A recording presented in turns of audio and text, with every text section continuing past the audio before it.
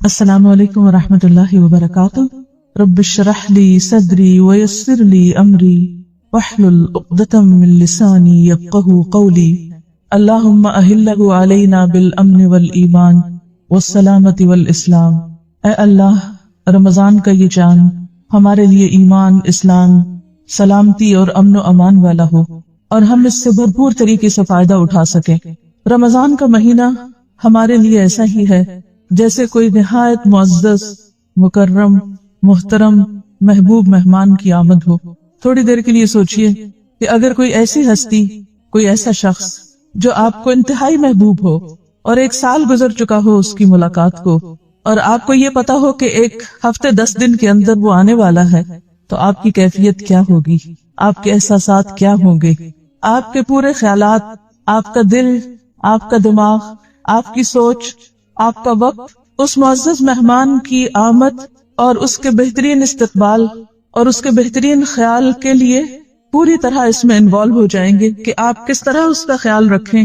اور کس طرح آپ اس کے ساتھ زیادہ سے زیادہ اچھا وقت گزار سکیں۔ آپ سب کبھی نہ کبھی اس تجربے سے گزرتے ہی ہوں گے کہ جب کوئی آپ کا محبوب رشتہ دار، کوئی بہن بھائی، والدین، بچوں یا دوستوں میں سے کوئی آپ کے پاس آئے تو آپ کی کیفیت کیا ہوتی ہے؟ دوسرے تمام کام، دوسری ساری باتیں سیکنڈری ہو جاتی ہیں اور ساری توجہ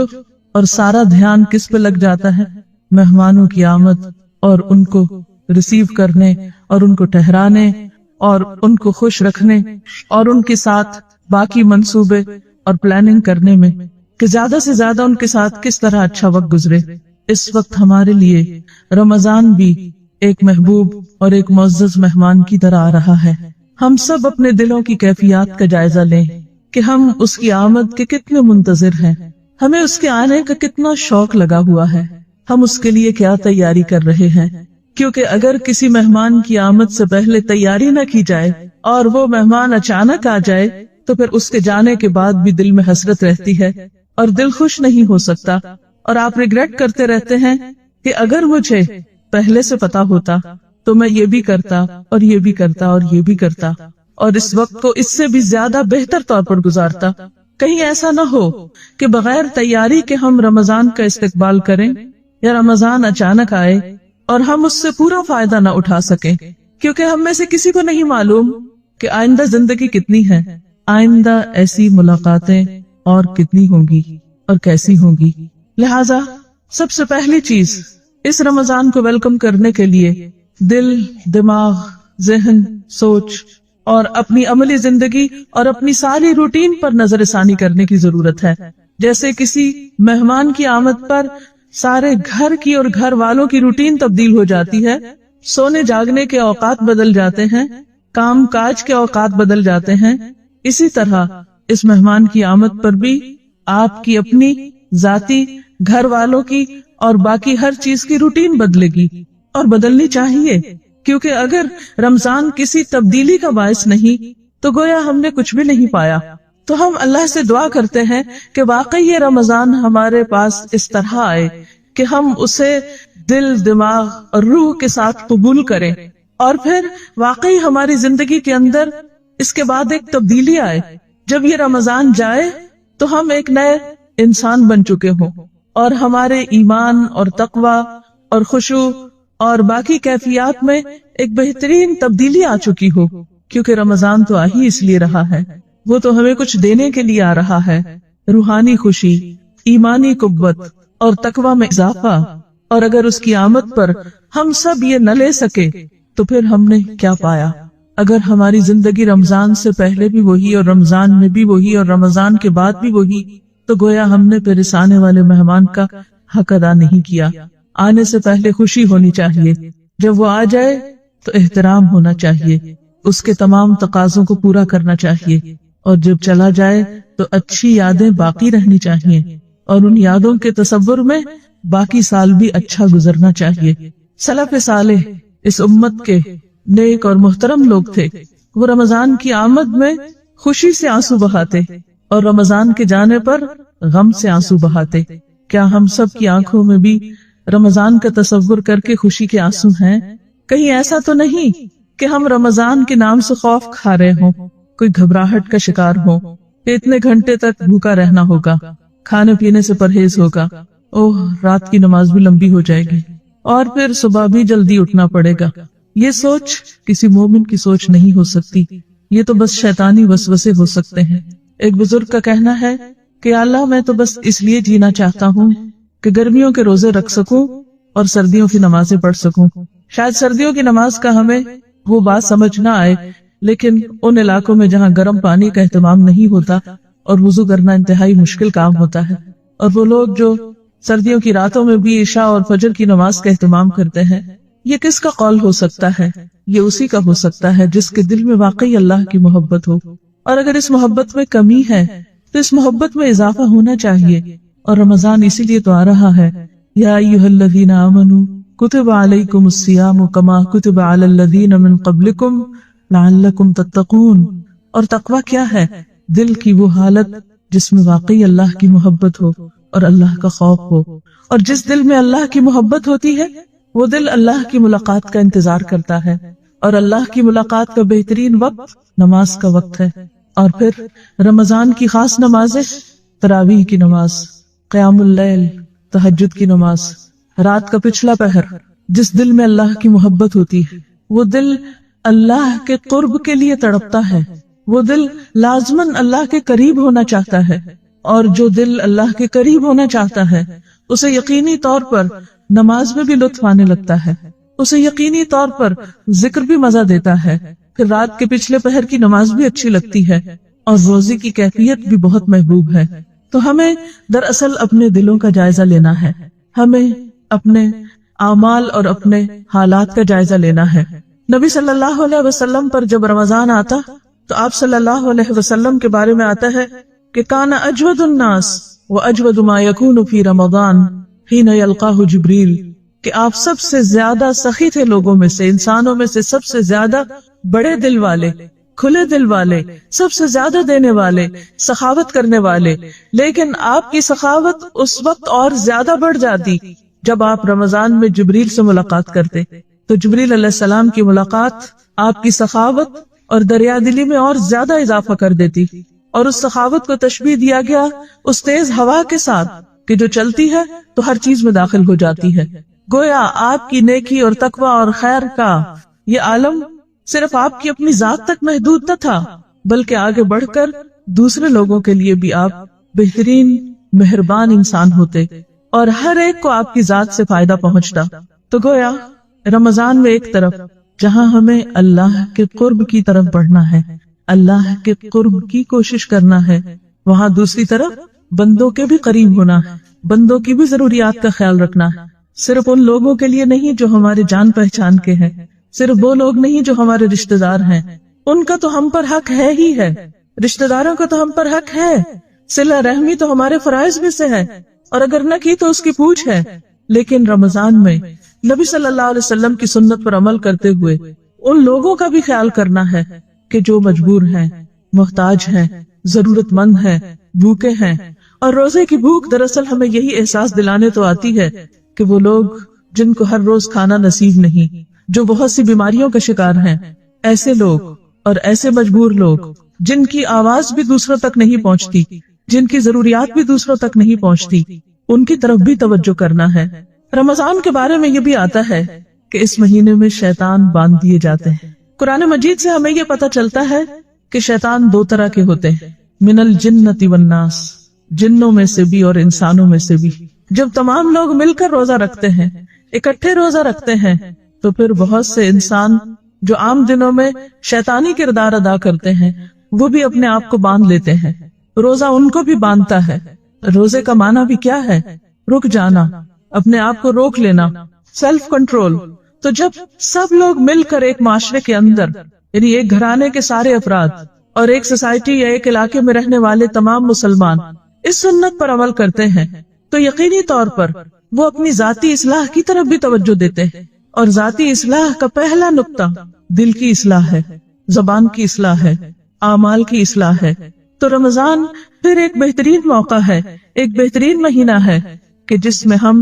अपने नफ्स के शैतान को कंट्रोल कर सके। और अगर नेकियों के इस मौसम बहार में جبکہ ہر طرف فضا ہموار ہے، جبکہ ہر طرف نیکی کے مواقع میسر ہیں، ایک ایک عبادت کا کئی گنا اجر اور ثواب بڑھا دیا گیا ہے۔ ایسے میں اگر کوئی شخص پھر اپنی اصلاح کے لیے کچھ کر نہ سکے اور پھر رمضان آئے اور ایسا ہی چلا جائے، نہ اس کی زبان بدلے، نہ اس کی نگاہ بدلے، نہ اس کے سننے کی دلچسپیوں میں تبدیلی آئے، اور نہ اس کے لین دین میں اور نہ اس کے معاملات میں، تو گویا اس نے رمضان سے کچھ بھی نہ پایا۔ نبی صلی اللہ علیہ وسلم نے فرمایا، کم من صائم لیس لہ من صیامہ الا الظمأ وکم من قائم لیس من قیامہ الا السحر۔ کتنے ہی روزہ دار ایسے ہیں کہ جن کو اپنے روزے سے سوائے بھوک پیاس کے کچھ بھی حاصل نہیں ہوتا، اور کتنے ہی راتوں کو قیام کرنے والے ایسے ہیں کہ جنہیں راتوں کے قیام سے سوائے رات جگہ کے کچھ بھی حاصل نہیں ہوتا۔ اللہ نہ کرے کہ ہمارا شمار ان لوگوں میں ہو کہ جو رمضان کا پورا مہینہ پائے اور پھر اس سے وہ فائدہ نہ اٹھا سکے جس کے لیے وہ آیا ہے۔ رمضان صرف بھوک پیاس کاٹنے کا مہینہ نہیں ہے، صرف بھوکے رہنے کا نام روزہ نہیں ہوتا، بلکہ روزہ صبر سکھاتا ہے۔ اور جب ہم افطار کرتے ہیں اور طرح طرح کے لذیذ کھانوں سے اپنے آپ کو خوش کرتے ہیں تو وہ شکر کا موقع ہوتا ہے۔ جہاں صبر کرنا باعث اجر ہوتا ہے، وہاں شکر کرنا بھی باعث اجر ہوتا ہے۔ حدیث میں آتا ہے کہ للصائم فرحتان، روزہ دار کے لیے دو خوشیاں ہوتی ہیں، ایک خوشی جو اس کو روزہ افطار کرنے کے وقت حاصل ہوتی ہے، اور ایک خوشی جو اسے اپنے رب کی ملاقات کے وقت حاصل ہوگی۔ تو گویا افطار ایک بہترین خوشی کا وقت۔ کیوں؟ وہ خوشی اس لیے ہوتی ہے کہ سارا دن ہم ایک عبادت کی کیفیت میں ہوتے ہیں، کھانے پینے سے پرہیز کرتے ہیں، ہماری روح پروان چڑھتی ہے، اور جب ایک لمبے وقفے کے بعد کھانے کو کچھ ملتا ہے تو اس کھانے کی ہم قدر کرتے ہیں، اور وہ کھانا ہماری صرف جسم نہیں بلکہ روح کی خوشی کا سبب بھی بنتا ہے۔ ایسے میں انسان واقعی خوش ہوتا ہے، اور ایک پانی پینے کے بعد جو اسے سکون کی کیفیت حاصل ہوتی ہے، اس موقع کی مناسبت سے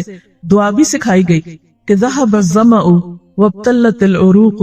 وثبت الاجر انشاء اللہ۔ اس شکر گزاری کا خاص طور پر اظہار کرتا ہے بندہ مومن۔ آپ دیکھیے کہ اس دعا میں وہ کچھ بھی مانگ نہیں رہا، وہ صرف زبان سے شکر کے بول بول رہا ہے، اور وہ شکر کے بول کیا ہے؟ ذهب الظمأ، پیاس چلی گئی، وابتلت العروق، رگیں تر ہو گئی، وثبت الاجر انشاء اللہ، اور اجر ثابت ہو گیا، واقع ہو گیا انشاء اللہ، اگر اللہ نے چاہا۔ تو ایک بندہ مومن جب کھا پی بھی رہا ہوتا ہے تو اس کا دھیان اس کی آخرت کی طرف لگا رہتا ہے۔ اس کی سوچ اور اس کے خیال اور اس کے احساس میں کیا ہوتا ہے کہ جو بھی دن بھر میں نے کوشش اور مشقت کی، میرا رب اسے قبول کر لے، اور جب میں اپنے رب سے ملاقات کروں تو وہ ملاقات واقعی خوشی کا وقت ہو۔ اب دیکھیے کہ افطار اور رب کی ملاقات کو ساتھ ساتھ بیان کیا گیا ہے۔ اللہ کی ملاقات کا وقت بندہ مومن کے لیے انتہائی خوشی کا وقت ہوگا، لیکن یہ خوشی کس کو نصیب ہوگی؟ اسی کو جو ساری زندگی روزہ رکھنا جانے۔ کبھی آپ نے یہ تجربہ بھی کیا ہوگا کہ رمضان کے دنوں میں آپ کو شرعی عذر کی وجہ سے روزہ چھوڑنا پڑتا ہے۔ اس وقت آپ دن میں کچھ نہ کچھ، چاہے پراپر فوڈ نہ بھی لیں، تھوڑا بہت ہی ادھر ادھر سے کچھ لے لیتے ہیں، تو شام کے وقت کھانے کا سارا مزہ خراب ہو جاتا ہے۔ وہ مزہ جو روزہ داروں کو افطار کے وقت آتا ہے وہ آپ کو آ ہی نہیں سکتا، بھلے آپ نے پیٹ بھر کے نہ کھانا کھایا ہو، تھوڑا تھوڑا ادھر ادھر سے کچھ لے لیا ہو۔ بالکل اسی طرح اللہ کے پاس جا کر اللہ کی ملاقات کے وقت کس بندے کو خوشی ہو سکتی؟ اسی بندے کو جو مکمل روزہ رکھ کے آئے، جو اللہ کے سامنے اس حال میں کھڑا ہو کہ یا رب تیری خوشی کی خاطر میں نے یہ بھی چھوڑ دیا اور یہ بھی چھوڑ دیا اور یہ بھی چھوڑ دیا، میں نے وہ سب چھوڑ دیا جو تو نے میرے لیے حرام کیا تھا، میں نے وہ سب چھوڑ دیا جو تجھے ناپسند تھا، میں نے وہ سب اختیار کیا جو تیری خوشی کا تھا۔ اسی وقت وہ صدا اس کو آئے گی، رضی اللہ عنہم ورضوا عنہ، اللہ ان سے راضی ہو گیا اور وہ اس سے راضی ہو گئے۔ کیا یہ خوشی اس کو نصیب ہو سکتی ہے کہ جو اللہ سے ملے اور اللہ اس سے ناراض ہو، اللہ اس پر غضبناک ہو، جو اللہ کے حق مار کر دنیا سے جائے، جو بندوں کے حق مار کر دنیا سے جائے، جو بندوں کو ذلیل کر کے دنیا سے جائے، جو بندوں کو ستا کر دنیا سے جائے؟ کیا وہ بھی اس خوشی کا مستحق ہو سکتا ہے کہ وہ اپنے رب کے سامنے کھڑا ہو؟ کیا وہ ایک مجرم کی حیثیت میں کھڑا نہ ہوگا؟ مسند احمد اور ترمذی میں ایک روایت ہے، رسول اللہ صلی اللہ علیہ وسلم نے فرمایا کہ اللہ تعالیٰ نے مجھے یہ پیشکش کی کہ وہ میرے لیے مکہ کی وادی کو سونا بنا دے اللہ تعالیٰ نے محمد صلی اللہ علیہ وسلم کو یہ آفر دی کہ ہم آپ کے لیے مکہ کی اس وادی کو، ان پہاڑوں کو سونا بنا دیتے ہیں۔ میں نے کہا نہیں اے میرے رب، بلکہ میں یہ چاہتا ہوں ایک دن پیٹ بھر کے کھاؤں اور ایک دن بھوکا رہوں، بس جب میں بھوکا رہوں تو میں تجھ سے تضرع کروں، یعنی میرے اندر کی جو پین ہے اور پینگ ہے، وہ کریو ہے بھوک کی، اور جو تضرع ہے اور جو عاجزی ہے، اس حالت میں تجھ کو پکاروں اور تجھ کو یاد کروں، اور جب میں شکم سیر ہوں تو میں تیری حمد کروں اور تیرا شکر ادا کروں۔ اللہ کے رسول صلی اللہ علیہ وسلم نے اپنے لیے دونوں کیفیات مانگ۔ ہم آپ کی امت سارا سال ہر ایک دن کے بعد ایک دن تو ایسی کیفیت سے نہیں گزرتے، لیکن سال کے 11 مہینوں کے بعد ایک مہینہ ہمیں اسی کیفیت کا تجربہ کرانے کے لیے آتا ہے کہ ہم بھوکے رہ کر، ہم ایک تکلیف اٹھا کر اپنے رب کو انتہائی عاجزی کے حالت میں اور گڑ گڑاتے ہوئے اور پوری طرح متوجہ ہوتے ہوئے اس کو پکارے، کیونکہ جس وقت انسان پیٹ بھرا ہوتا ہے اس پر سستی چھا جاتی، اور جب سستی آتی ہے تو پھر ساتھ ہی نیند بھی آنے لگتی، اور نیند کے وقت انسان کی کیفیات بالکل بدل جاتی۔ وہ توجہ کرنا بھی چاہے تو پوری طرح توجہ نہیں کر سکتا، وہ گڑ گڑانا چاہے بھی تو گڑ گڑا نہیں سکتا، وہ رونا چاہے تو رونا مشکل سے آتا ہے، اس کی دعاؤں میں وہ عاجزی، وہ زاری اور وہ خلوص نہیں ہوتا۔ لہذا روزہ اور رمضان کا مہینہ خاص طور پر، جبکہ صرف ایک انسان اس تجربے سے نہیں گزر رہا ہوتا، بلکہ پورے گھر والے، دوست احباب، رشتہ دار، سب کے سب اس کیفیت سے گزر رہے ہوتے ہیں، اور ہر ایک دوسرے کو نیکی میں سپورٹ دے رہا ہوتا ہے، ایک ماحول قائم کر کے، کیونکہ کوئی بھی پودا اپنے ماحول کے اندر، اپنی خاص زمین پر، خاص علاقے میں زیادہ بہتر طور پر طاقتور ہوتا ہے اور بہتر پھل لاتا ہے اور زیادہ خوبصورت طور پر اگتا ہے۔ تو بالکل اسی طرح رمضان کے مہینے میں جب ہم بہت سارے دوسرے لوگوں کے ساتھ مل کر، متحد ہو کر اس کیفیت سے گزرتے ہیں تو ہماری دعاؤں میں اور ہماری کیفیات میں یقینی طور پر فرق آتا ہے۔ نبی صلی اللہ علیہ وسلم نے اس تجربے کو اپنے لیے مانگا۔ ہم اپنے آپ کو رکھ کر دیکھیں کہ اگر ہمارے سامنے اتنی بڑی پیشکش ہو، اتنی بڑی آفر ہو، تو ہماری تمنا اور طلب کیا ہوگی؟ جسے ایک حدیث میں نبی صلی اللہ علیہ وسلم نے فرمایا کہ ابن آدم کے لیے اگر سونے کی ایک وادی بنا دی جائے تو وہ دوسری کی طلب کرے گا، اور 2 ہوں تو تیسری کی کرے گا، کیونکہ اس کی تو حرص کہیں ختم ہو کے ہی نہیں رہتی۔ لیکن بات یہ ہے کہ انسان کو اللہ کا قرب اختیار کرنے کے لیے بہرحال اپنی مادی ضروریات اور دنیا سے کسی نہ کسی حد تک رخ موڑنا پڑتا ہے، کنارہ کشی کرنی پڑتی ہے، اور اس میں خاص طور پر اپنی ذات کے ساتھ ایسا تجربہ کرنا اور ایسا ایکسپیرینس کرنا، یہ انسان کے لیے تزکیہ نفس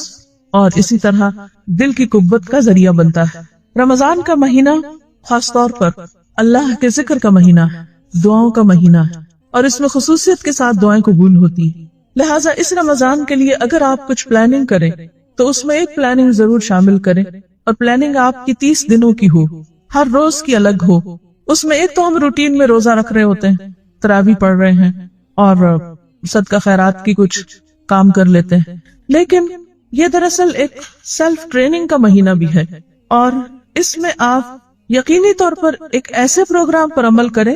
کہ جس سے آپ کو رمضان گزرنے کے بعد یہ احساس ہو کہ واقعی آپ نے کچھ پایا ہے، کچھ حاصل کیا ہے۔ اس کو ایسا ہی تجربہ سمجھے کہ جیسے حج پہ جانے والے حج کے لیے ایک ذہنی تیاری کرتے ہیں، عملی تیاری کرتے ہیں، اور پھر جب وہاں جاتے اور واپس لوٹتے تو خاص کیفیت میں ہوتے۔ حج کے لیے تو ہم جاتے ہیں، لیکن رمضان ہمارے پاس آ رہا، لہٰذا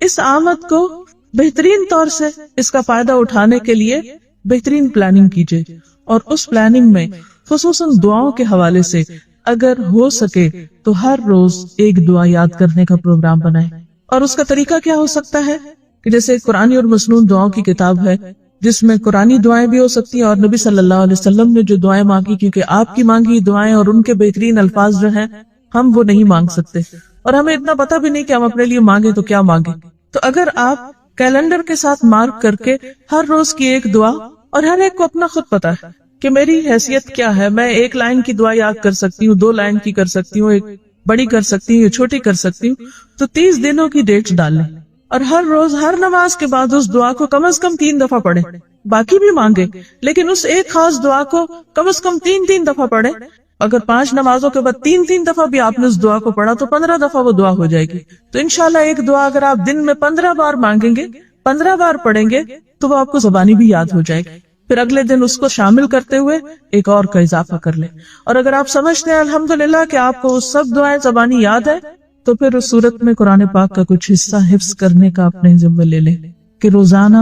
کچھ نہ کچھ حصہ قرآن پاک کا زبانی یاد کرنے کی کوشش کریں. اور یہ جو ہم کہتے ہیں نا کہ ہمیں یاد نہیں ہوتا، وہ یاد ہو سکتا ہے. سب سے پہلے تو اس خیال کو دل سے نکالنے کی ضرورت ہے کہ یاد ہوتا نہیں یا ہو نہیں سکتا. بات یہ ہے کہ ہم نے کوشش بھی کتنی کی، ہم کوشش بھی تو نہیں کرتے. شیطان پہلے ہی مرحلے پر یہ خوف ہمیں دلا کر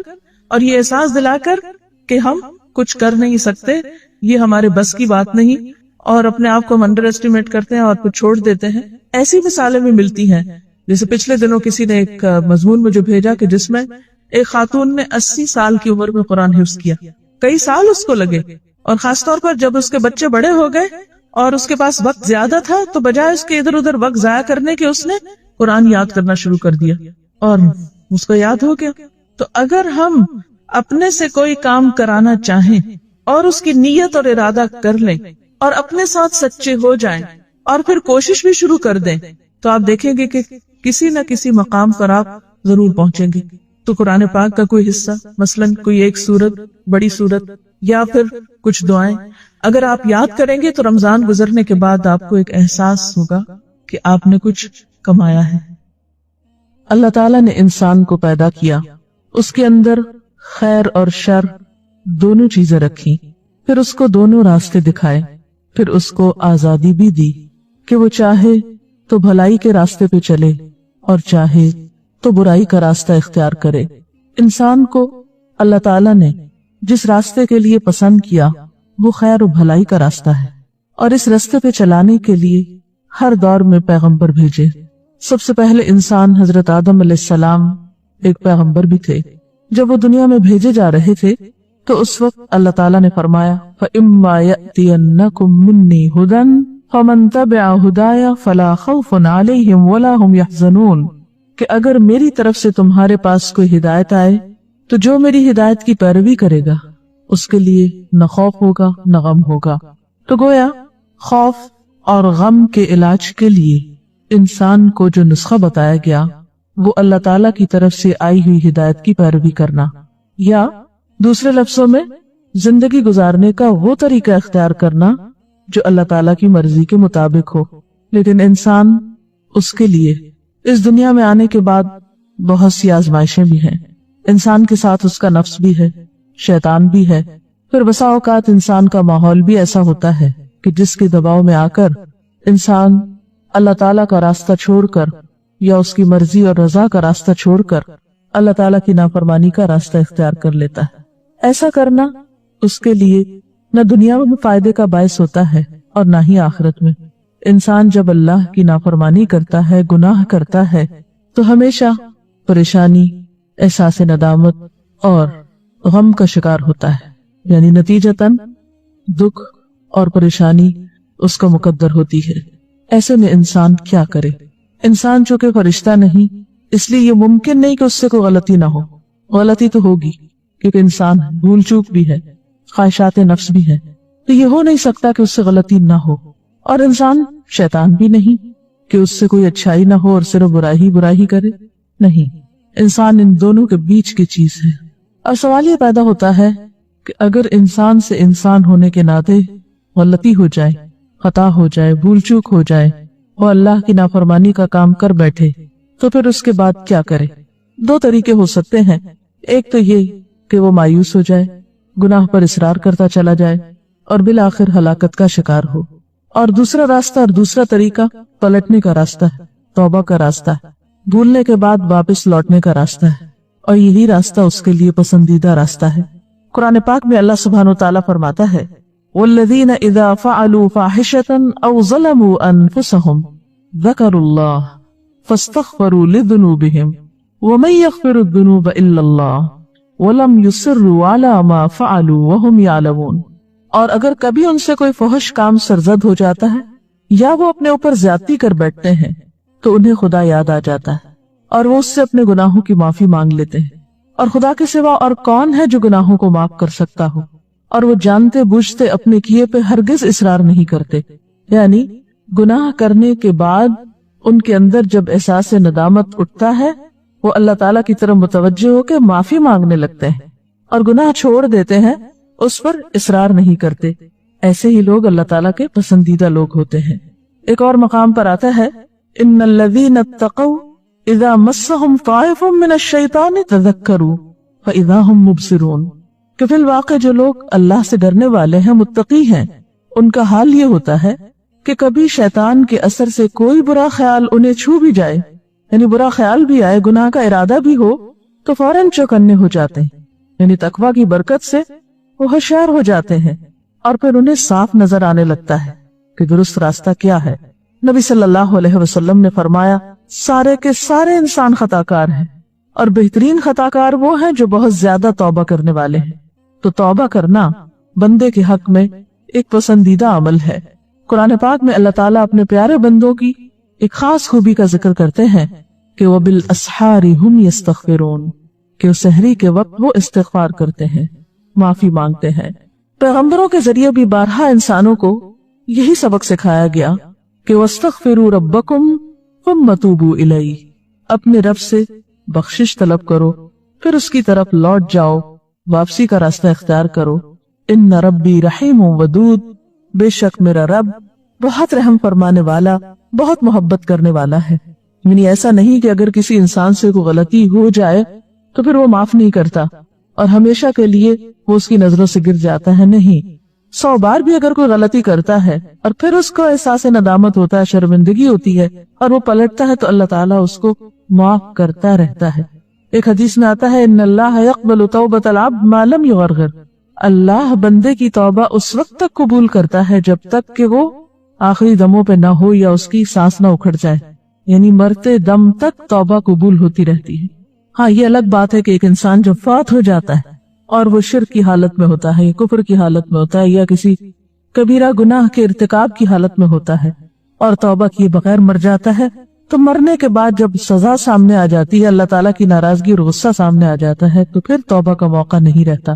اس لیے ہمیں کبھی بھی اللہ تعالیٰ کی رحمت سے نا امید نہیں ہونا چاہیے، گناہ کتنا بھی بڑا ہو جائے، غلطی کتنی بھی بڑی ہو، لیکن کبھی مایوسی پاس نہ پٹکنے پائے۔ قرآن پاک میں اللہ تعالیٰ فرماتے ہیں یا عبادی الذین اسرفوا علی انفسہم لا تقنطوا من رحمت اللہ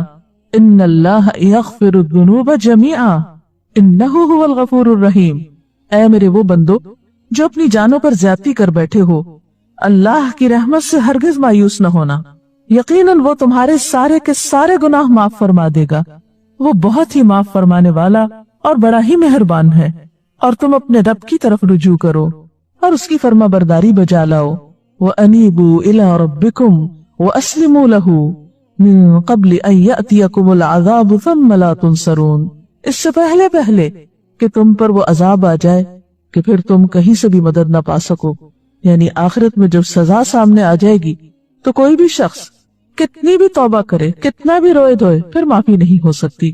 ہاں، جب تک وہ زندہ ہے کتنا بھی بڑا قصور ہے اس کی معافی ہو سکتی ہے۔ اس کا یہ مطلب نہیں کہ انسان جان بوجھ کر غلطی کرنا شروع کر دے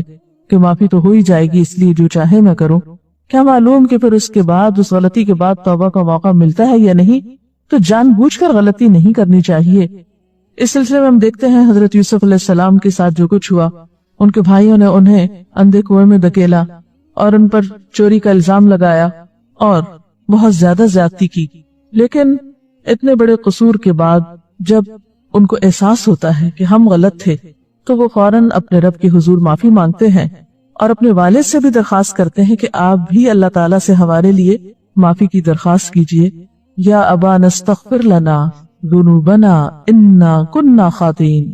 اے ابا جان ہمارے گناہوں کی بخشش کے لیے دعا کیجیے، واقعی ہم بڑے خطا کار تھے۔ اب یہ کوئی چھوٹا جرم نہیں تھا کہ ایک معصوم بچے کو بغیر کسی جرم کے کنویں میں پھینکا گیا اور اس پر چوری کا الزام بعد میں لگایا گیا، لیکن جب احساس ہوا تو پھر توبہ کر لی۔ تو ان کے والد نے بھی ان کے لیے پھر کیا کہا تھا؟ قال سوف استغفر لکم ربی، کہ میں جلد ہی تمہارے لیے استغفار کروں گا، انہ هو الغفور الرحیم، بے شک وہ بخشش فرمانے والا مہربان ہے، یعنی وہ ضرور معاف کر دے گا۔ اور پھر ایک گناہ ہو یا زیادہ ہو، چھوٹا گناہ ہو یا بڑا گناہ ہو، توبہ کرنا